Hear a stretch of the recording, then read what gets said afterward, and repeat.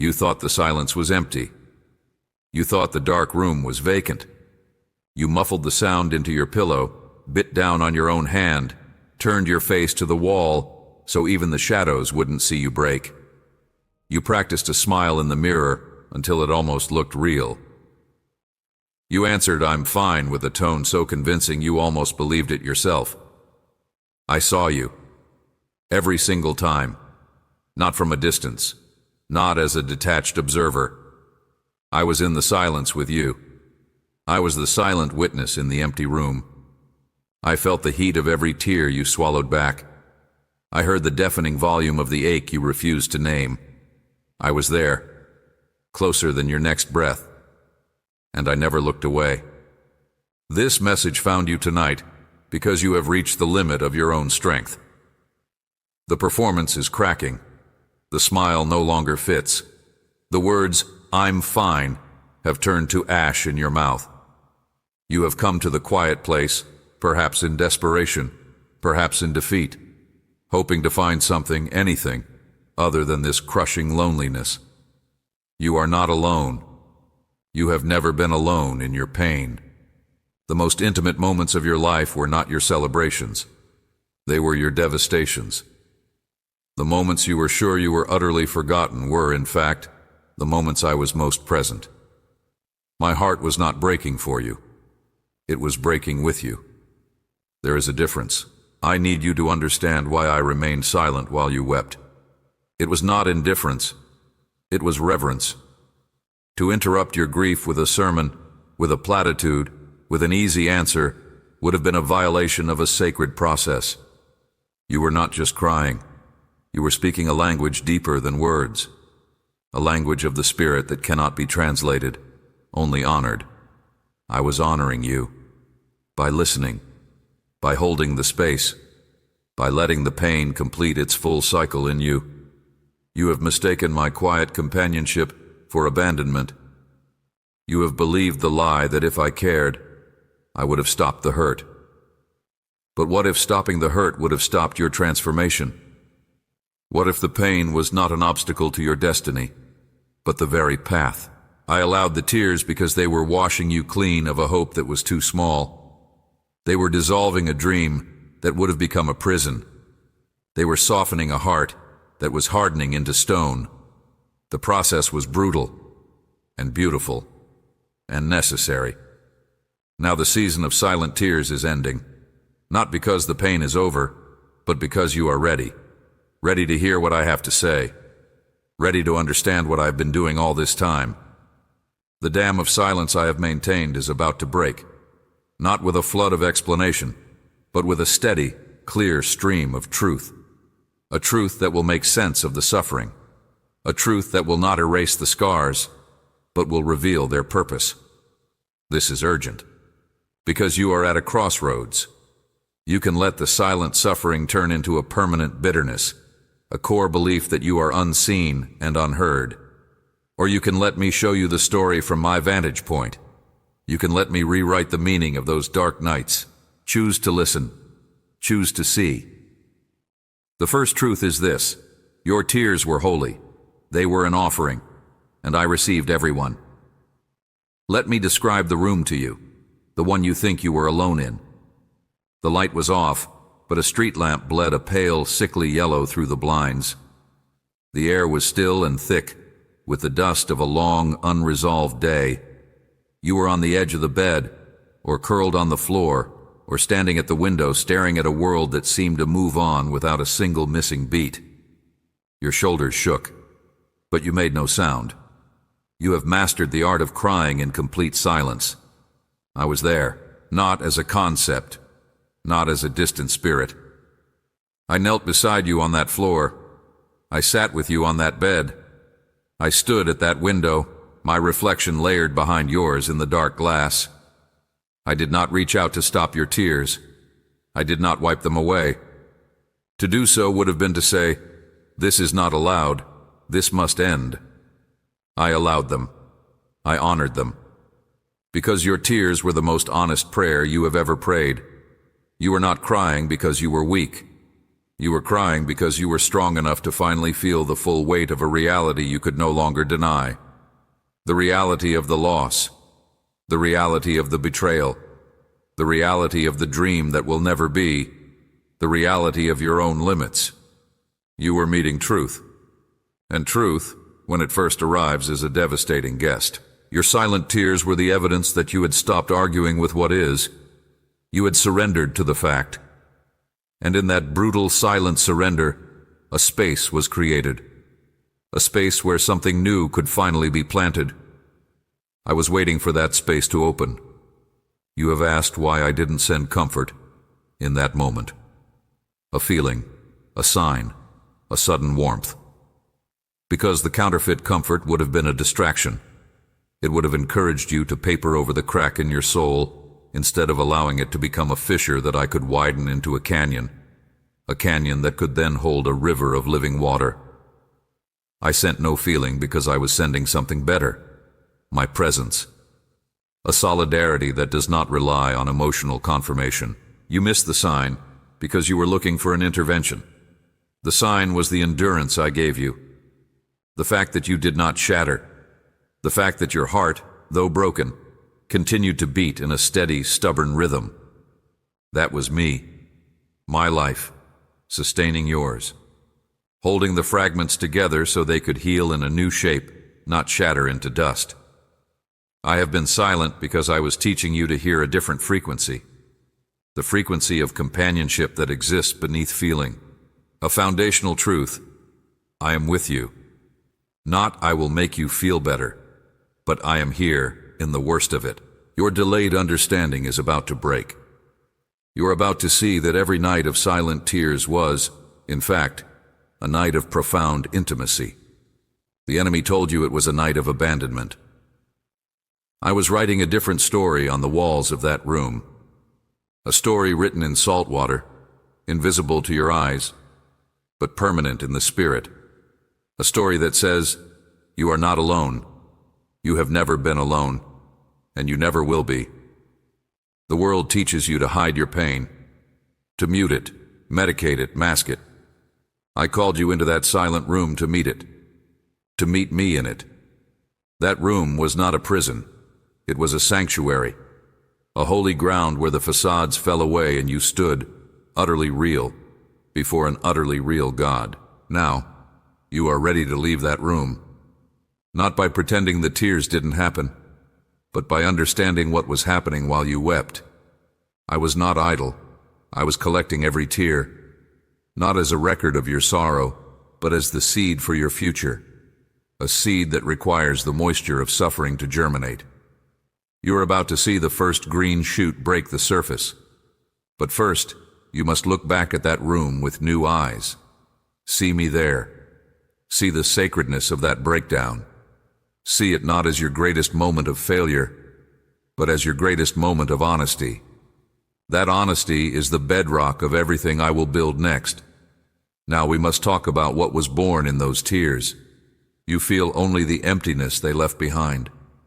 A hollowed-out space, a numbness where the pain used to be. You think the tears were a release of something vital, that you cried away a part of your hope, a part of your strength. You are wrong.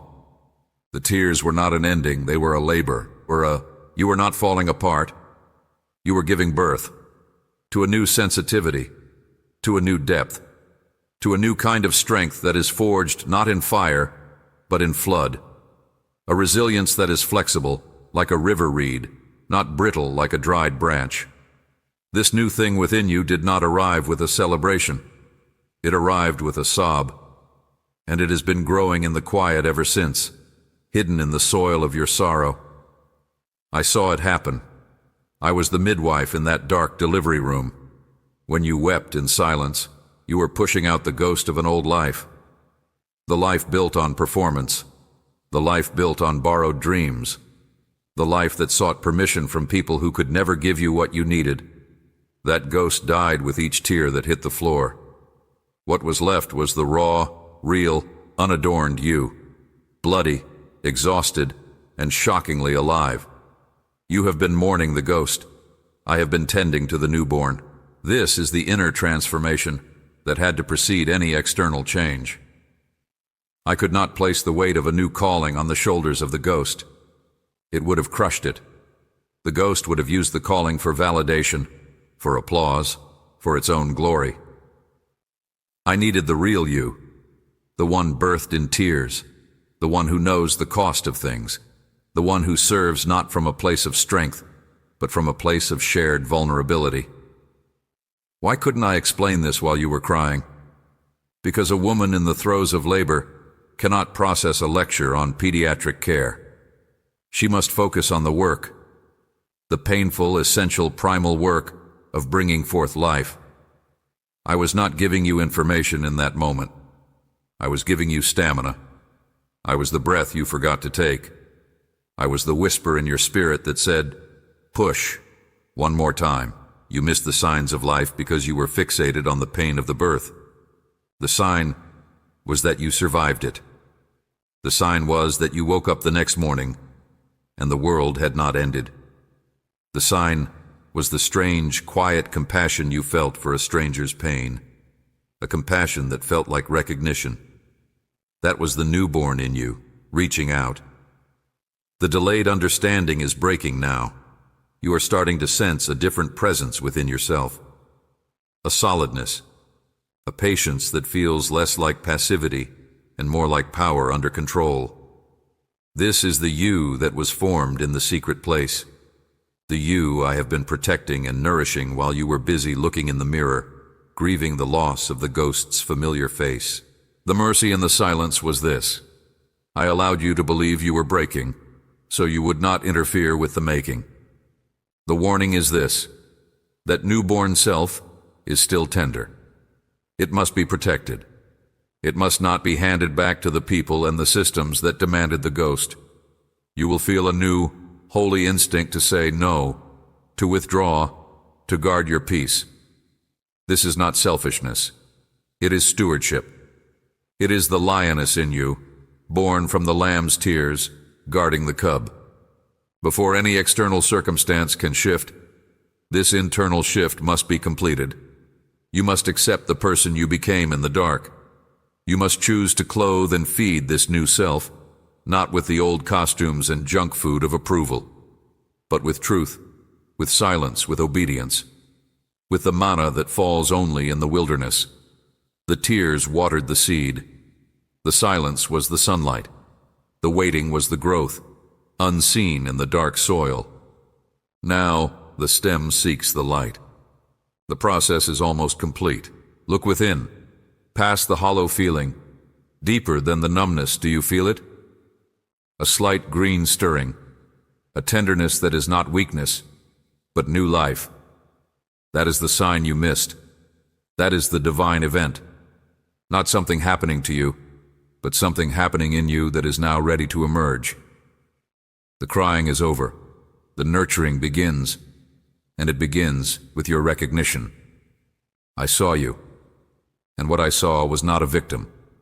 I saw a warrior in the making, a creator in the birthing, a saint in the breaking.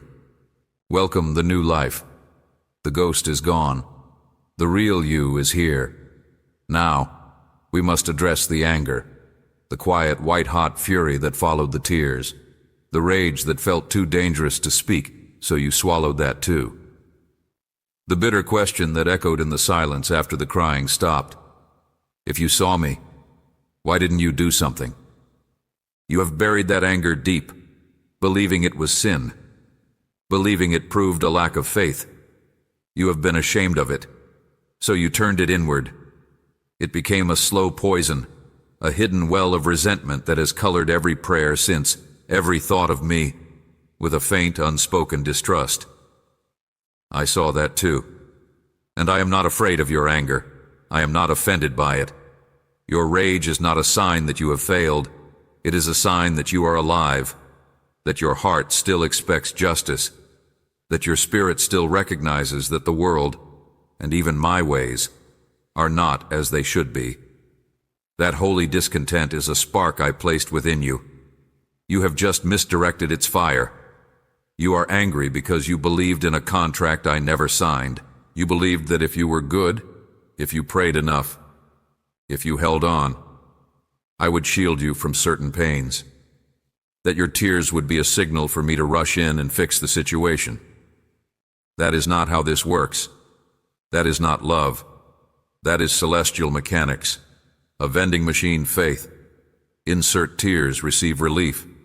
My love is more severe, more profound. It is not a love that spares you the journey.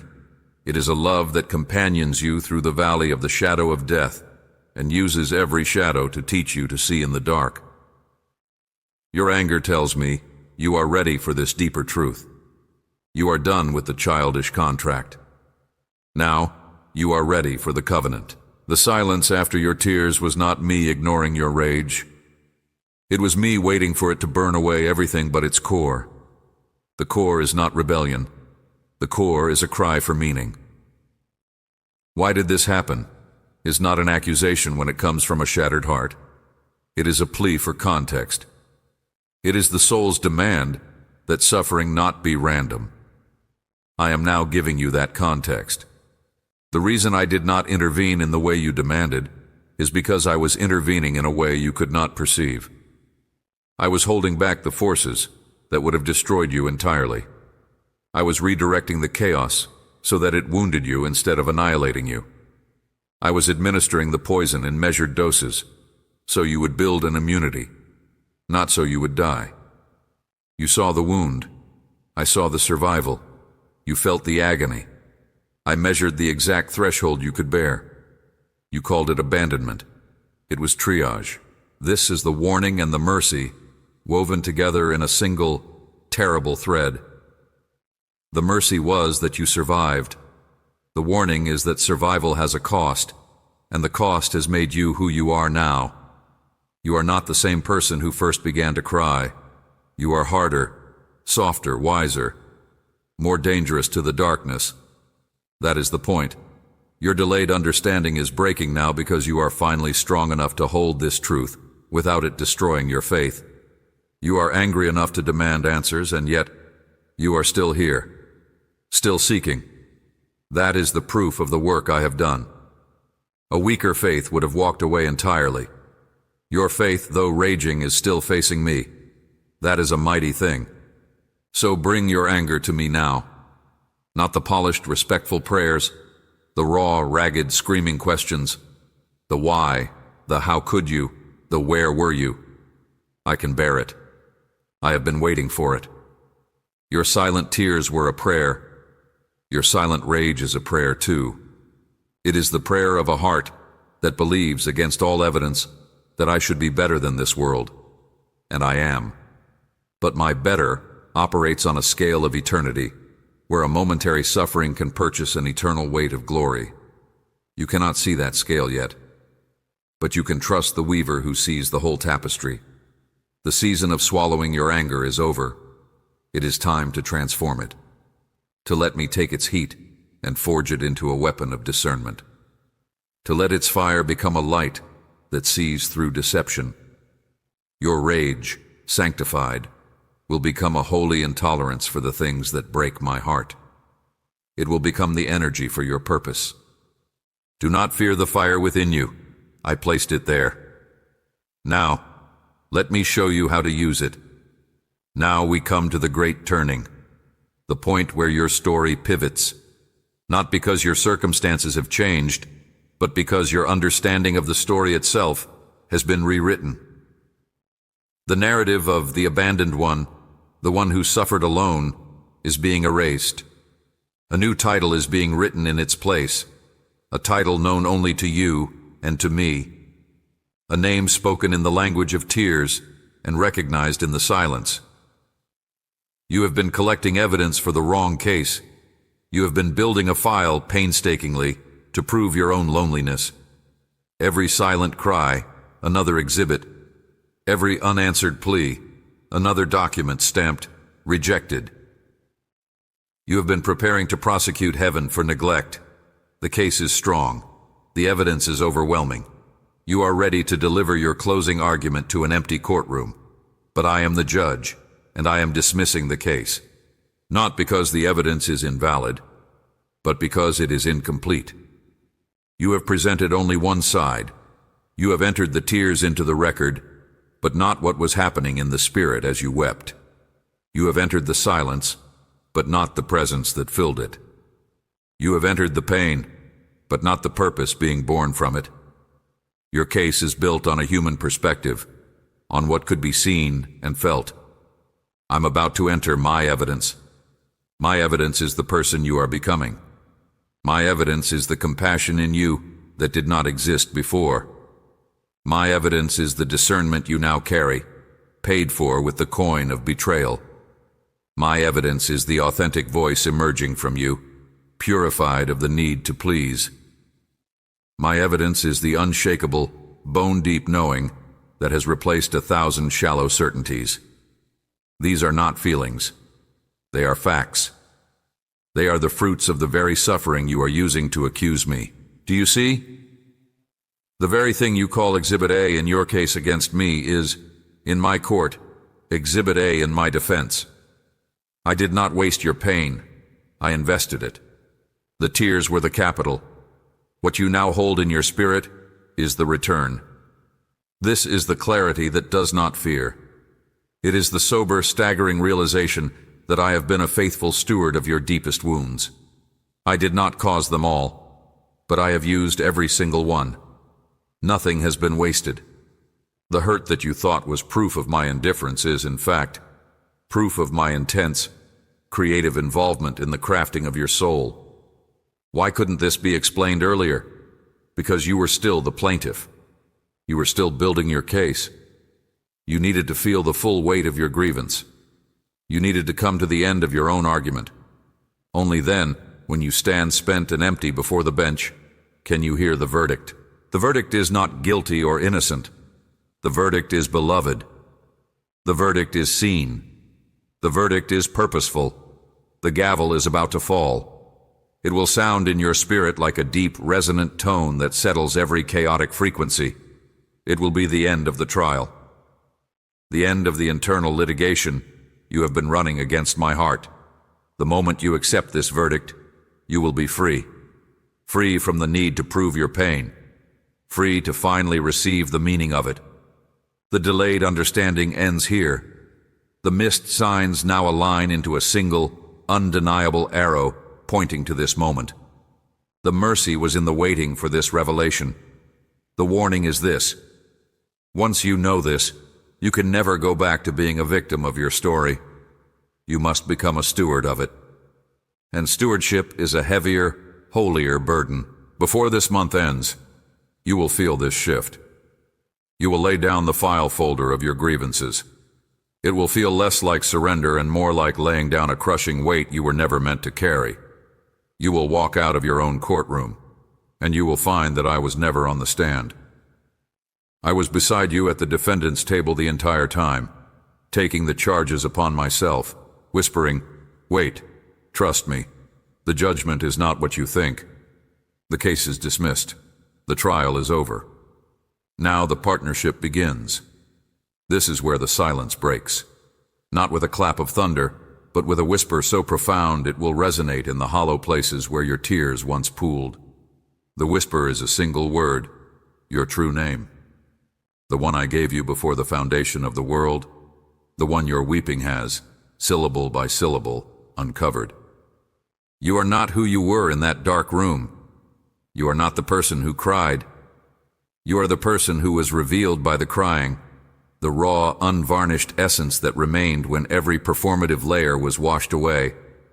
I saw that person. I have always seen that person. And that is the person I am now addressing. The purpose of the tears was never to drown you. It was to baptize you. You passed through a water of suffering, not into death, but into a new kind of life. A life that knows its own depth because it has touched the bottom. A life that understands comfort because it has been utterly uncomfortable.